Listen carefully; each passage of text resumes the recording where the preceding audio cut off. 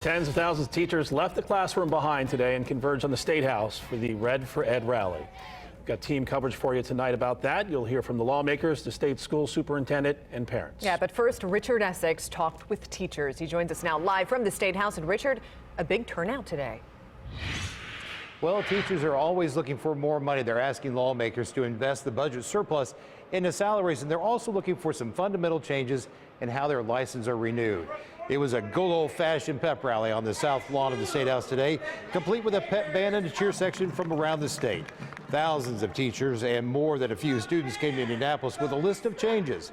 Money is always on the agenda, but today most of the teachers we talked to said the requirements to renew their teaching license needs to be changed. Indiana teachers are required to complete 90 professional growth points. In the past, teachers can satisfy those hours with college credits or professional development. Currently, 15 of those 90 hours must be in a form of an externship. I went to conferences, I attended classes to better myself as a first-year teacher, and now I have to do 15 hours for business. I deserve more respect than that. Teachers are also asking to be held harmless for the I-Learn test. They say the test scores are not an accurate reflection of the hard work done by teachers and students. Now, in order for all of this to happen, it requires lawmakers. And today was organization today, and so all 150 lawmakers are here in their chambers getting ready to work, and our State House Bureau reporter David Williams was with them today. David. Richard, all day I watched and listened in as lawmakers talked one-on-one individually with teachers at today's rally. I would describe the mood among lawmakers earlier today as encouraged and receptive. The message from teachers to lawmakers is clear. I'm hearing specifically from teachers that they feel that their voices aren't being heard in the State House. That we're constantly passing laws that don't reflect what matters to them the most. We were there as lawmakers on both sides talked earnestly with some of the thousands of teachers at the State House Tuesday for the Red for Ed Day of Action rally. It's a good thing. So this is actually democracy in action. We're glad to have them. And they're sending a great signal, I think, to the legislators and government that we need to be respectful of teachers and pay them what they should be paid. Teachers tell me a better paycheck would be very nice. These teachers also tell me the rallying cry includes not being held responsible for this year's I-Learn test scores. You can feel the energy in the room and in the State House today. It's going to take a persistent effort that this rally not just happen today, but continue to tomorrow and days ahead so that we can actually have meaningful change for teachers in the state of Indiana. State Rep Jim Lucas spent the day talking to teachers too. Public education is a government-run system. And with that, we have your automatic built-in, your inefficiencies, bureaucracies, bloat, waste, and we're trying to fix that in the manner that this process allows. But I'm excited. Just a few hours ago, House Speaker Brian Bosma said the first order of business in the House during the session is to see to it that the state's teachers and schools are not held responsible for those I-Learn test scores. That got a lot of response from people in the room. We're live inside the State House. I'm David Williams, Wish TV, News 8.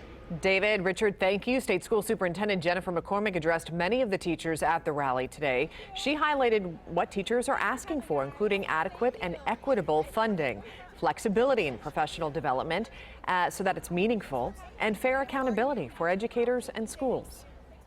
Those three items, along with many more items, have been spelled out in our 2020 legislative priorities.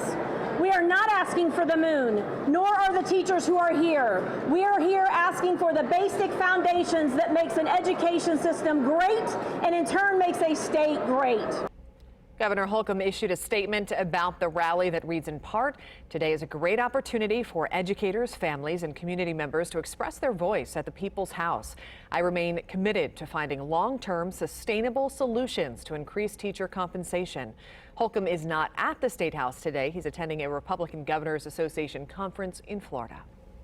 Well, with half of the state's districts closed, thousands of parents had to find childcare today. Yeah. Team coverage continues with Sierra Hignite, and you were out in the community talking to folks. What do they have to say? Well, there was definitely a lot of talk on this topic, but also a lot of understanding. While it was mostly educators filling in downtown, we found many parents that had to take the day off to stay at home with their kids wound up still spending the day with their teachers. 147 Indiana school districts canceled class in recognition of the Red for Ed rally at the State House, meaning thousands of kids needed something to do for the day. This is a difficult situation.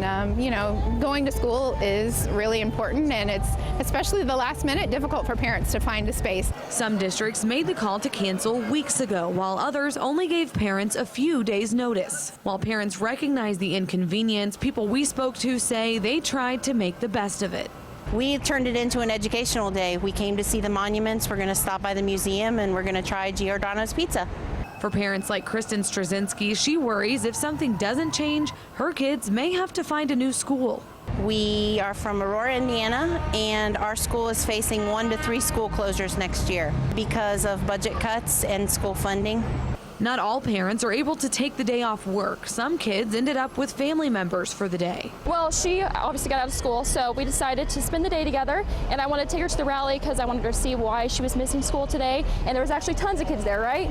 Some people use the Red for Ed rally as a lesson for their students in using their voice.